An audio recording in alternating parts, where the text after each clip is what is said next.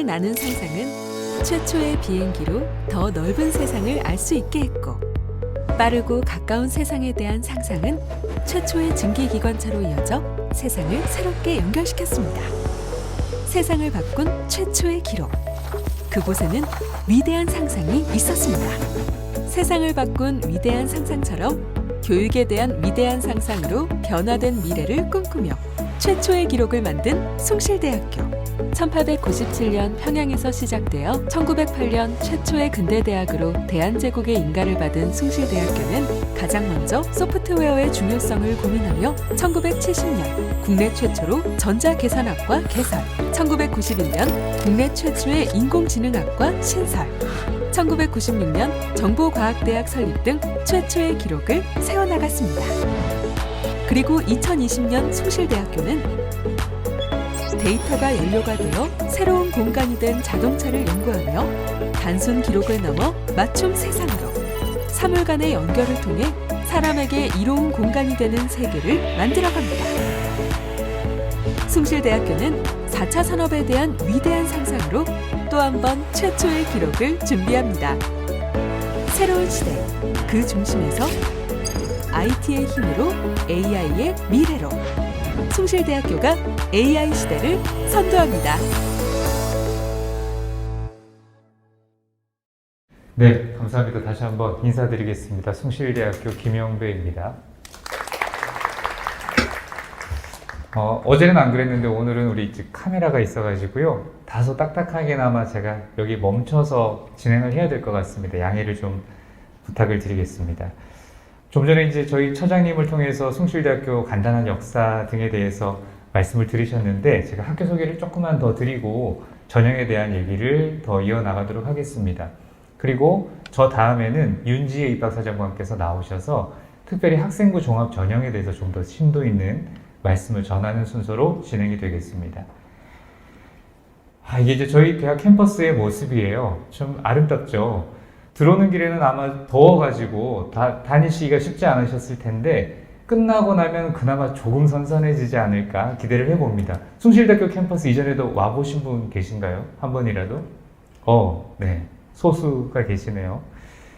이제 저희 대학 캠퍼스가 지난 10여 년 사이에 거의 전체를 리모델링을 끝낸 상태입니다. 그래서 굉장히 쾌적한 환경에서 공부를 할 수 있고요. 지금 보이는 게 좀 전에 소개드렸던 베어드 선교사의 이름을 딴 공간 건물 위에서 바라본 학교 캠퍼스의 모습입니다. 정면에 보이는 게 중앙도서관의 모습이고요. 그 앞에는 예수님과 12제자를 상징하는 대형 분수와 소형 분수 12개가 구성이 되어 있습니다. 반대편에서 바라보면 이런 모습으로 보이고요.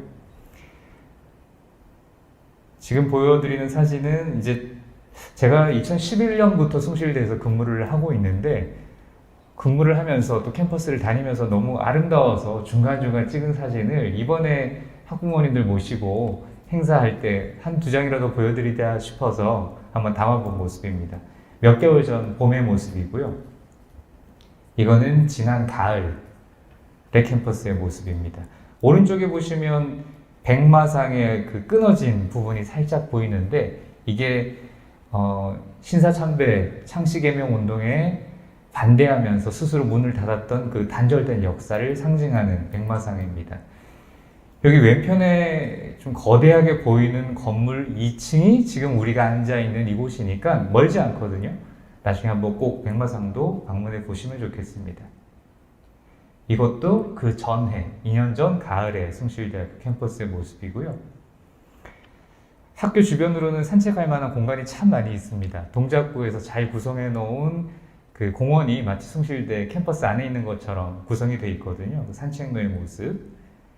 그리고 이거는 고당 조만식 기념관.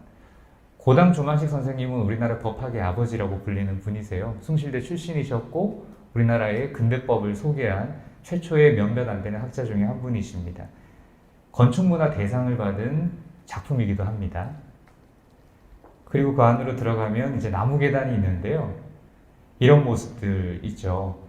이제 어머님, 아버님들도 이전에 대학 다니던 시기를 생각해 보면 사실 이런 공간이 주는 기억이 굉장히 오래 갑니다. 사실 공간이 많은 것들을 형성해 주죠. 뭐 CC들도 있고요. 야외 수업도 많이 하고 도시락 까먹기도 하고요. 날 좋을 때는. 하늘에서 바라보면 이런 모습으로 보이기도 합니다. 오늘은 서울 경기 지역에서 거의 다 오셨기 때문에 기숙사는 아마 큰 상관이 없을 것 같습니다만 이제 그래도 공부를 좀 열심히 했고 나는 기숙사에서 제대로 공부하겠다라면 들어갈 수 있는 공간, 호텔식으로 되어 있어요. 굉장히 고급진 기숙사도 있습니다. 지금 보여드리는 이 건물은 충덕 경상관인데요.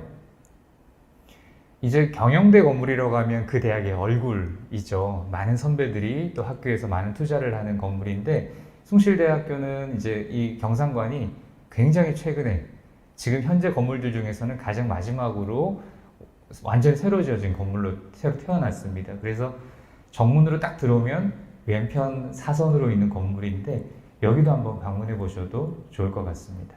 네.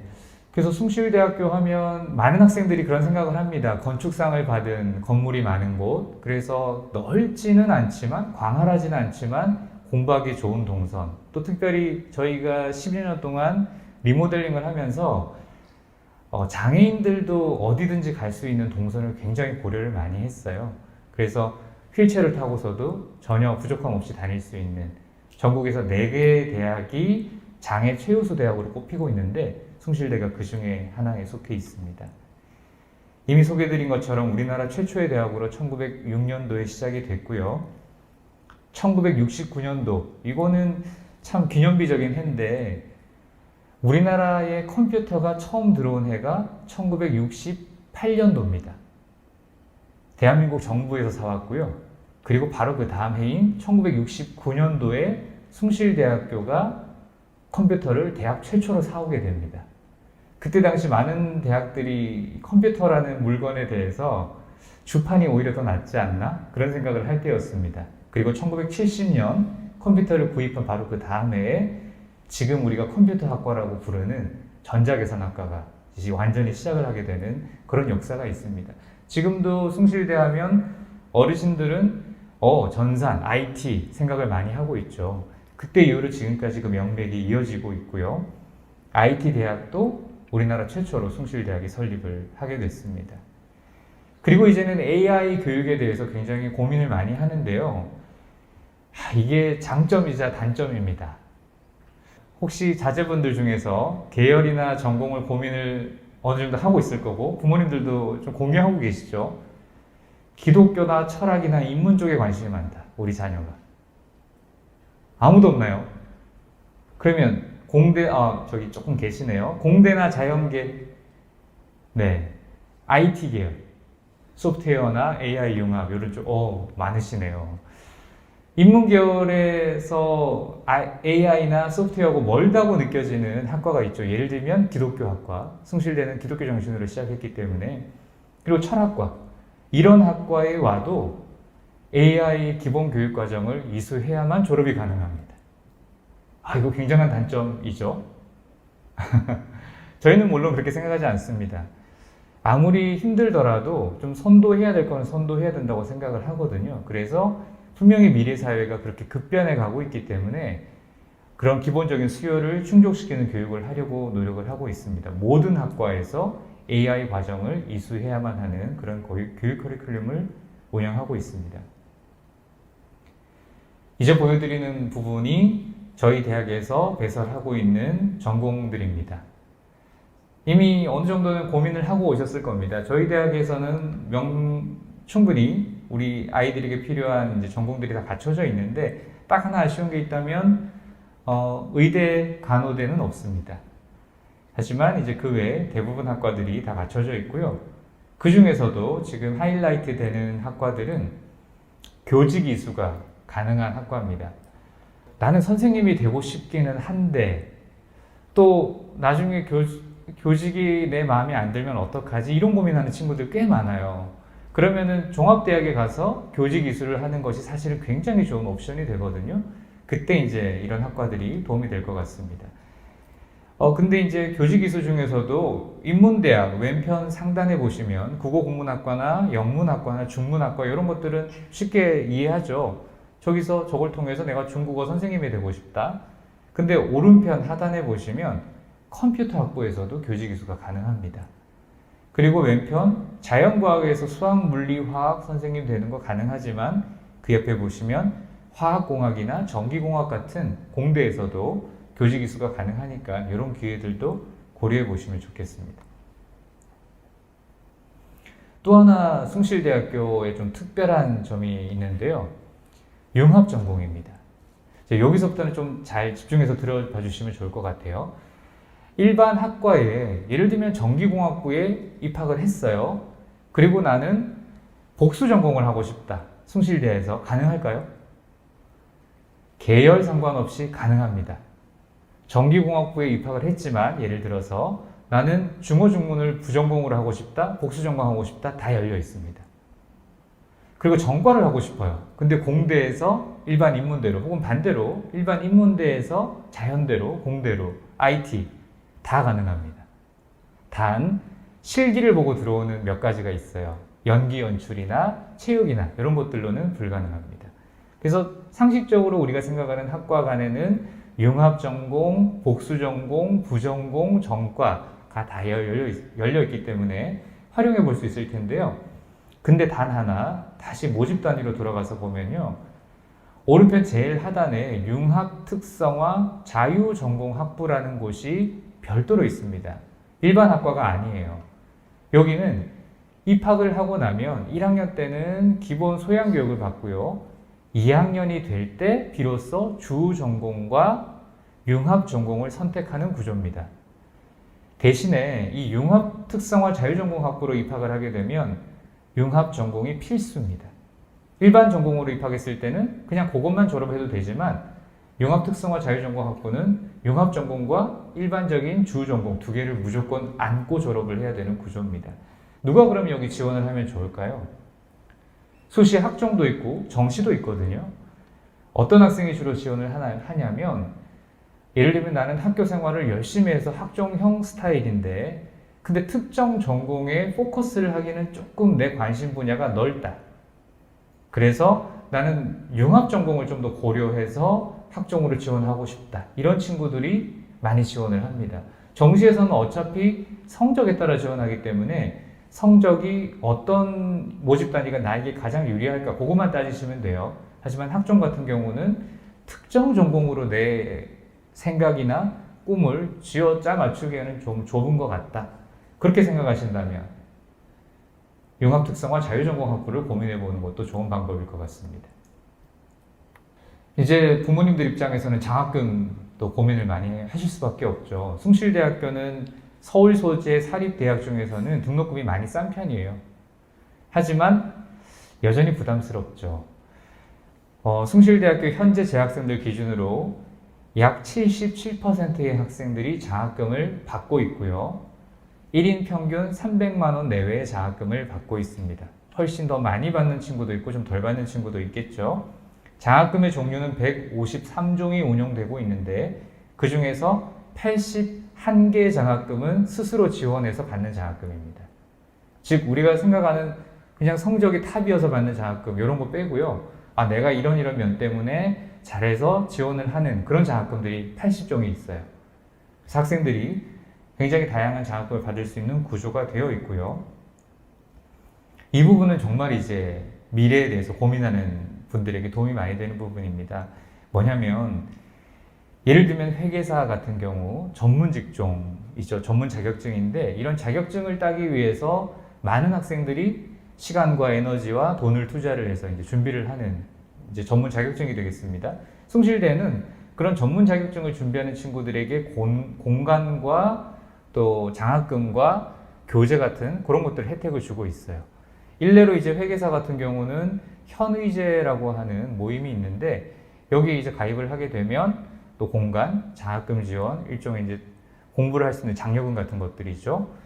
그래서 그 성과가 도대체 어떤 거에 있느냐? 아주 심플하지만 심볼릭한 성과가 있습니다. 대학생이 아직 대학을 졸업하기 전에 공인회계사가 된다? 굉장히 어려운 일이에요. 그래서 이제 대학 생활에 재학 중인 경우에 회계사가 되면 언론지상에 항상 소개가 되거든요. 근데 그 기록들을 쭉 찾아보면 대학교 1학년은 한 번도 찾아본 적이 없고요. 대학교 2학년 때 공인회계사 자격증을 뜬 사람이 3명이나 있습니다. 우리나라에. 그 중에 1명은 연세대학교 학생이었고요. 2명이 숭실대학교 학생이었습니다. 그러면 이게 상징적으로 어떤 지원이 있고 그 성과가 어떻게 되는지 좀 이해가 되시죠? 아쉽게도 숭실대학교에서 배출되는 공인회계사가 우리나라 모든 대학들 중에서 탑은 아니에요. 왜냐하면 숭실대보다 훨씬 더 규모가 크고 또 그런 대학들이 있기 때문에. 하지만 공인회계사뿐만 아니라 세무사, 관세사, 또 이제 아나운서나 기자가 되는 언론고시반 각종 전문 자격증이나 직종들이 준비하는 체계적인 지도가 숭실대학교에서 알차게 이루어지고 있다. 참고하시면 좋을 것 같습니다. 숭실대학교의 또 다른 자랑이 이제 스타트업을 지원하는 겁니다. 창업 지원 프로그램인데요. 숭실대도 우리나라 최초의 대학으로 시작을 했고요. 벤처 중소기업 학과라는 학과도 숭실대가 처음으로 시작을 해서 운영을 하고 있습니다. 근데 이런 창업을 할 때 대학생들 때는 도전을 해서 실패를 해도 큰 문제가 없는데 이제 나중에 정말 성인이 돼서 사회에 나가서 직장 생활을 하다가 그만두고 취업 생활이 아니라 창업을 한번 해본다? 굉장히 겁나는 일이죠. 그런 도전 정신을 숭실대에서 기를 수 있는 프로그램입니다. 예를 들면 이런 성과들이 있습니다. 제일 오른쪽 끝에 있는 픽셀과 같은 이제 소프트웨어 관련 회사도 있지만 최근에는 디노 스튜디오라는 재밌는 회사가 있습니다. 디노 스튜디오. 혹시 오늘 오신 부모님들 중에서 유튜브 채널이 있으신 분 한번. 유튜브 채널 아무도 안 계신가요? 네. 혹시 구독자가 몇 명 정도나 되시나요? 구독자는 없어요. 혼자. 가족 3명, 4명. 저도 구독자 4명짜리 채널이 있습니다. 저하고 저희 애 둘하고 애기 엄마하고. 혹시 그 채널의 컨텐츠는 뭐죠? 아니, 개인적인 채널을 사실 만든 거였고요. 네. 제가 하는 일이 있어서 제가 교육 분야에 있어서 교육 자료들이 쭉 올라가는. 근데 일부 학생들한테는 비공개로 쓰고 있었어요. 그러면 혹시 학원이나 과외나 혹은 스스로 학습하시는 것들에 대한 것들인가요? 제가 수업을 한. 알겠습니다. 네. 어딘가에서 수업을 하시고 교육 자료를 올려서 내가 필요한 경우 학생들이 보도록 한다. 그쵸. 사실 유튜브에 대한 활용도가 지금 굉장히 넓어지고 있는데 오늘은 비공개여서 그런지 손 드신 분이 한 분이었습니다. 혹시 지금이라도 아무도 안 계시나요? 지금 요 정도 규모면은요, 고등학교에 가잖아요. 고등학교 학생들을 만나서 손들어 보라 그러면 적어도 서너 명은 반드시 손듭니다. 이게 세대가 너무 달라지고 있어요. 그래서 그 학생들의 컨텐츠도 다양합니다. 꼬맹이들이 무슨 유튜브를 하나 싶지만 나름의 전문성과 나름의 관심을 표현하는 데 익숙한 친구들이에요. 거기에 착안한 창업이 디노 스튜디오입니다. 많은 학생들이 유튜브를 보는데 하루에 서너 시간, 대학생들은요 평균 심지어는 6시간까지 유튜브에 시간을 쓰고 있습니다. 그러면 그 채널을 운영하는 사람들 입장에서는 물론 내 재미로 나의 어떤 다른 목적에 의해서 컨텐츠를 올리기도 하지만 지원도 받고 싶죠. 예를 들면 의상협찬이나 아니면 혹시 교육 컨텐츠라면 교재에 대한 협찬 같은 거라든지 크레이브라는 시스템을 통해서 디노 스튜디오가 유튜버하고 광고주를 연결해주는 작업을 하고 있어요. 근데 사실 이 사업을 운영하면서 돈이 별로 안 들거든요. 재학생 당시에 20억 원 정도의 매출을 올리던 친구들입니다. 많은 친구들을 고용 흡수하는 효과까지 나타나고 있죠. 며칠 전에 제가 유튜브에서 크레브라는 이 친구들의 사업 설명회를 한번 들어봤어요. 한번 궁금하시면 나중에 집에 가셔서 디노 스튜디오, 크레브 이런 거 한번 찾아보시면 나올 겁니다. 2013년도에 숭실대학교에서 창업 동아리로 창업 지원을 받아서 시작했던 친구들이고요. 이렇게 작지만 자기 나름의 단단한 포지션을 가진 기업들이 하나둘 생산되고 있습니다. 숭실대학교 또 나중에 캠퍼스를 거니시다가 저기 반대편으로 가시면 벤처관이라고 하는 조금 독특하게 생긴 건물이 있어요. 그 벤처관 2층에 가면 공용으로 쓰는 회의실이나 뭐 강연 공간 이런 것들이 있습니다. 여기 우리가 지금 앉아 있는 여기처럼 따뜻한 공간이에요. 창업 지원 신청을 하게 되면 한 업체당 뭐 혼자이기도 하고 10명일 때도 있는데요. 평균 5천만 원 정도의 지원금을 받고 있습니다. 금액이 크죠. 그 금액들은 대부분 다 국고 지원으로 이루어지고 있기 때문에 사실 최선을 다해서 도전해보고 실패해보는 기회가 숭실대학교에서 생각보다 많이 일어나고 있습니다. 제가 또 자랑해야 되는 프로그램들이 좀 있는데 세상으로 나아가는 프로그램 하나, 그리고 펀 시스템이라고 하는 부분입니다. 7+1이라고 해서 한 학기 정도는 해외에서 시간을 보내는 프로그램이 있는데요. 요거는 교환학생 프로그램 같은 경우는 사실 잘 갖춰진 대학이라면 다 잘 운영되고 있는 프로그램이니까 차치를 하고요. 해외 자원봉사는 좀 얘기가 다릅니다.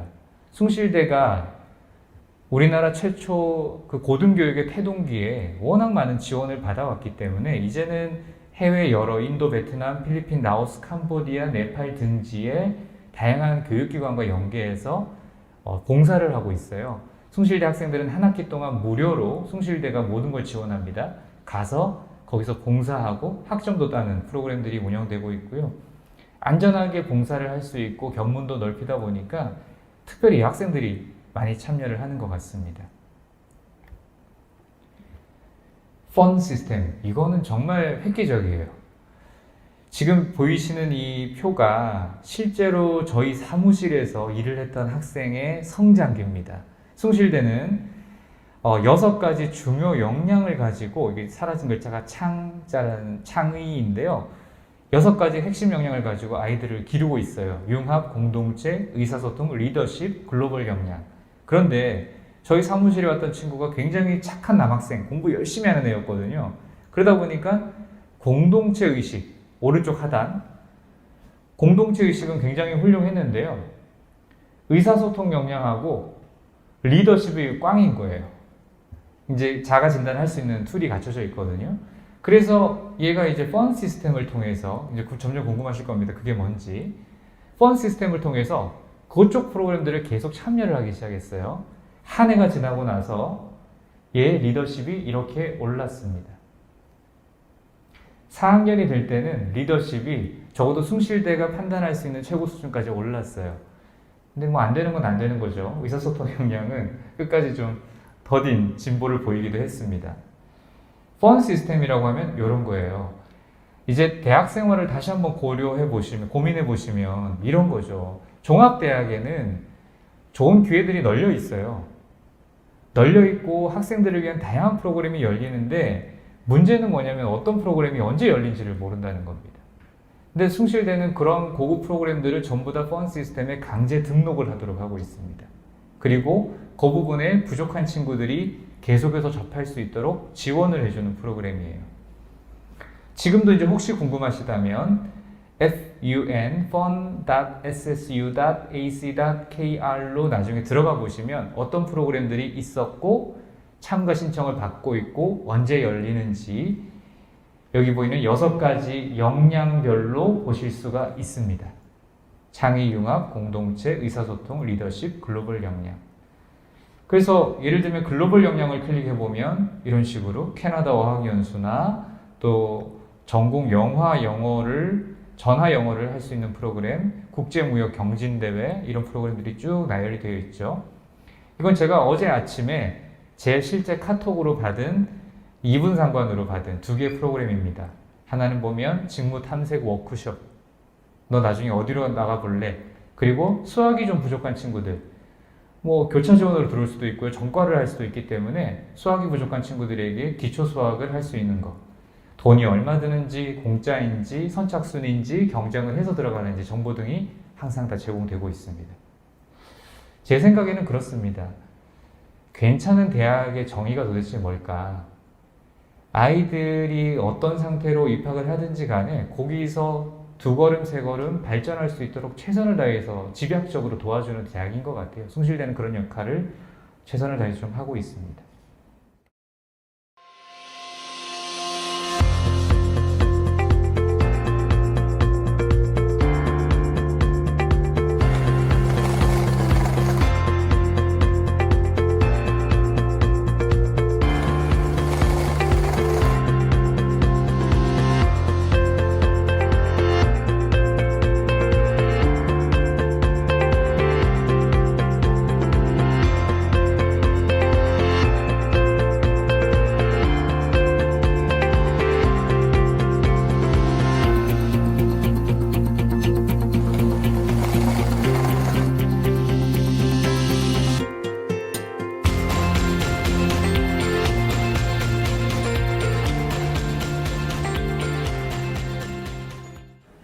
자, 이제 입학으로 한번 넘어가 보겠습니다. 숭실대학교는 지금 보시면 제일 왼 상단에 수시가 1,700여 명, 정시가 1,300여 명의 학생을 뽑습니다. 숭실대는 안타깝게도 16개 정시 40% 이상 모집을 해야 되는 대학에 속합니다. 서울대, 연고대를 포함해서 정부가 이 대학들은 세간의 관심을 많이 받고 있으니 정시는 40% 이상 뽑아줘라 라고 강제로 명령한 대학이 하나예요. 그래서 이게 좋은 거 아닌가 싶은 면도 있지만 단점은 수시 학종 같은 전형을 통해서 저희가 필요한 인재들 또 충분한 평가를 하고 뽑고 싶은 면이 있는데 그런 건 살짝 양보를 했고요. 그건 단점이죠. 하지만 장점은 또 아주 심플한 정시라는 체계를 통해서 뽑을 수 있는 전형이 늘어나기도 했습니다. 금년에 학생부 정합에서 제일 큰 변화가 하나 있다면 소프트웨어. 아까 소프트웨어 관심 있는 자녀들을 둔 부모님들이 많으셨는데 작년까지 운영되던 소프트웨어 특기자 전형이 이제 사라졌습니다. 소프트웨어 특기자 전형이라 하면 고등학교 바깥에서 뭔가 상을 받은 친구들을 대상으로 하는 거예요. 대신에 금년에는 소프트웨어에 관심만 있으면 교내 활동만 가지고 지원하는 전형으로 바뀌면서 신설됐습니다. 여기서 그 중요한 팁이 하나 있는데 어떤 대학이건 간에 전형의 종류나 스타일이 확 바뀌잖아요. 2, 3년 정도는 죽을 씁니다. 대학 입장에서는. 학생들 입장에서는 기회죠. 저거 노려봐야 되겠다. 또 학과명이 바뀌잖아요. 그러면은 인지도가 떨어지면서 2, 3년 정도는 힘들어합니다. 그런 학과를 노려보는 것도 좋겠고요. 수시 전형에 대해서 들어가 보겠습니다. 제일 큰 전형은 학종이죠. 그리고 교과 전형. 교과 전형에 관심 있는 분. 아무도 안 계시나요, 오늘? 교과 전형은 제가 짧게만 설명을 하겠습니다. 학종에 들어가면 SSU 미래인재 전형에서 가장 많은 학생 618명을 뽑고요. 아마 고등학교 동등 자격 이상이라면 지금 여기 있는 모든 분들의 자제분들이 다 해당이 될 겁니다. 고3 자녀, 네, 고1, 2가 일부가 있네요. 고등학교 현재 1, 2와 현재 고3의 가장 큰 차이점 한 가지를 들자면 내년부터, 즉 고1, 2부터는 자소서가 없어집니다. 가장 큰 차이죠. 온전히 학생부에 집중을 해야 되고요. 금년 고3 같은 경우는 마지막 자소서를 받는 해이기 때문에 자기소개서를 통해서 학생부에서 충분히 강조되지 않은 본인만의 장점을 강력하게 써줄 필요가 있습니다. 그게 가장 큰 차이점이 되겠고요. SSU 미래인재 전형 다음으로는 고른기회 전형이 있습니다. 적지 않은 인원을 선발하고요. 혹시 보훈 대상자에 해당하는 분이 있다면 그 자녀, 그리고 농어촌 학교에 혹시 지금 소속되어 있는 학생이 있다면 고른기회, 그리고 특성화 고등학교 학생들이 경쟁하는 게 고른기회 전형이 되겠습니다. 소프트웨어 우수자는 말씀드렸던 금년에 신설된 전형이 되겠고요. 그리고 혹시 장애가 있는 학생이 있다면 반드시 특수교육 대상자 전형을 통해서 지원을 하시면 좋겠습니다. 기본적인 구성은 그렇습니다. 1단계 서류, 즉 학교생활기록부, 자기소개서 딱 2개 서류를 가지고 모집 인원의 3배수를 선발합니다. 70점 만점에서 보통 경쟁률이 8대1에서 10대1 정도 왔다 갔다 하거든요. 미래인재 전형을 기준으로. 그러면은 70점 만점에서 대략 한 45점에서 60점 사이에 있는 학생들이 1단계 합격을 하는 편입니다. 그리고 면접이 30% 반영이 되는데 면접에 일단 올라가면 전부 다 충원 합격 대상자가 되죠. 그래서 최선을 다해서 면접을 보는 것도 중요하겠습니다. 숭실대학교에서 그러면 뭘 가장 중요하게 보느냐? 자세한 이야기는 이제 곧 다시 연결이 되겠지만 학업 역량이라 함은 성적을 얘기합니다. 20% 정도가 성적으로 반영이 됩니다. 전체 서류평가 점수에서. 활동 역량이 훨씬 더 큰 영역을 차지합니다. 예를 들면은 내가 숭실대학교 경영학부에 지원을 했다고 하면 경영학을 공부할 기본적인 관심이나 소질이나 혹은 경영학에서 요구하는 학문적 또 소양이라고 하면 수학 같은 거, 통계 같은 것들도 중요하겠죠. 그런 거라든지 동아리 활동에서도 이왕이면은 꼭 경영 동아리 이런 게 아니더라도요. 경영학을 충분히 지지할 만한 기초 소양이 되는 그런 동아리가 혹시 있는지 독서 활동 중에도 그런 내용들이 있는지, 이런 활동 역량이 가장 큰 부분을 차지할 것 같습니다. 조심하셔야 되는 부분이 있는데요. 표절, 이게 매년 아쉽게도 나옵니다. 학원을 혹시 이용하시거나 또 어머님, 아버님이 답답한 마음을 막 써주시거나 하다 보면 이게 자꾸 걸려요. 그리고 충분히 소명이 되지 않는다면, 즉 내 거를 남이 억지로 뺏겨간 게 아니면 보여주는 것만으로도 떨어집니다. 그래서 표절되지 않도록 주의하셔야 되겠고요. 아, 이거 궁금해 하시더라고요. 어디까지가 표절의 대상인지. 지난 4년 내지 5년 동안 전국 대학에 한 번이라도 지원됐던 모든 자기소개서는 표절의 대상이 됩니다. 금년도 마찬가지고요. 그리고 쓰면 안 되는 거, 본인의 이름. 뭐 예를 들면 김승실이라는 학생이 있으면 나의 꿈은 숭실 변호사 사무소 개설입니다. 이런 거 안 됩니다. 실수로라도 하지 않도록. 그리고 고등학교 명, 우리 아버지 직장, 우리 어머니 직종, 이런 것들도 쓰면 안 되겠습니다. 면접으로 가게 되면 블라인드 평가여서 당연히 교복 입고 가면 안 되겠죠. 가끔 이런 질문도 있더라고요. 나는 군인인데 군복 입으면 안 되냐? 군복은 괜찮은데 군복에 명찰 있잖아요. 그래서 그런 것들을 잘 가리고 오신다면 뭐 가능할 수는 있을 것 같습니다. 여기서 또 한 가지 제가 팁을 좀 드리고 싶은데요. 지금 4가지의 예시 질문을 가지고 왔습니다. 그 중에 두 번째 질문을 한번 보시면 이런 게 있어요. 지원 전공 분야에 대해서 알고 있는 현재 이슈가 뭐가 있는지, 이런 질문. 막연하게 들리시나요? 제가 샘플 하나 드려볼게요. 혹시 ESG 경영에 대해서 좀 들어본 것 같다. ESG 경영. 네. 한 분 밖에 안 계시나요? 2분, 3분. 아버님들이 보통 4분, 5분 정도 손 드셨는데요. 반대로 질문해 볼까요? 나는 ESG 경영 잘 모르겠다. 네, 감사합니다. 난 2번 다 안 들었다. 웃으셔도 괜찮습니다. 네네, 정직한 어머님. ESG 경영이라고 하면 이제 제가 마술을 하나 걸면 오늘 이 자리가 끝나고 나면 ESG라는 단어가 이렇게 넘치고 있었나라는 걸 금방 아실 겁니다. 이게 뭐냐면 최근 경영 분야의 화두예요. ESG에서 E는 environment, 환경, 그리고 S는 social, 사회 친화적인 기업, G는 governance, 이제 기업의 지배 구조를 얼마나 공익적으로 변화시켜 나가는가. 이재용 부회장께서 그 경영권을 승계받을 때 굉장히 말이 많았죠. 지금도 여전히 말이 많은 상태인데 기업이 이제는 예전처럼 못합니다.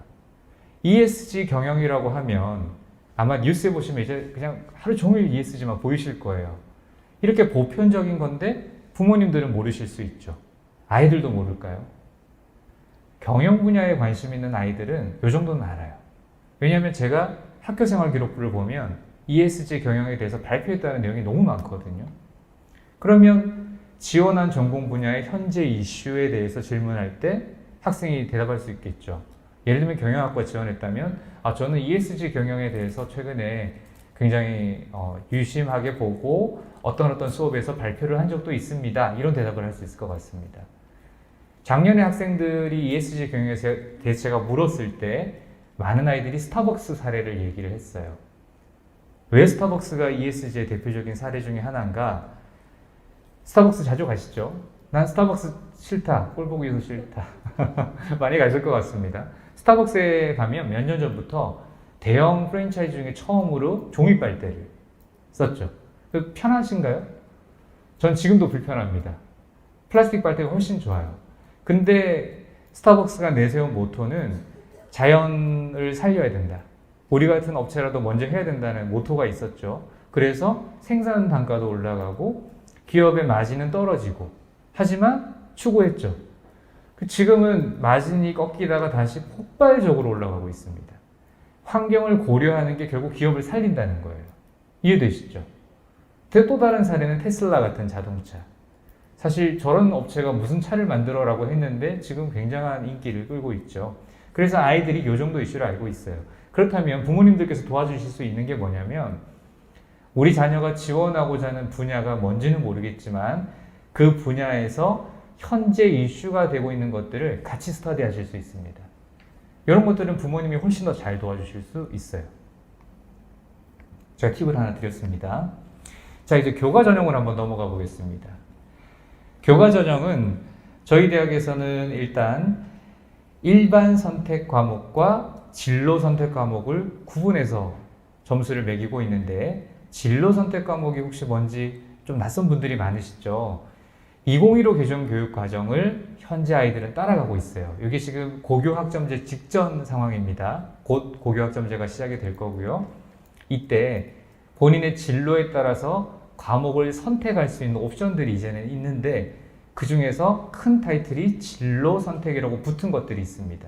이거는 우리가 옛날에 익숙한 등수라든지 뭐 등급이라든지 이런 게 없어요. 절대평가로 A, B, C만 주어집니다.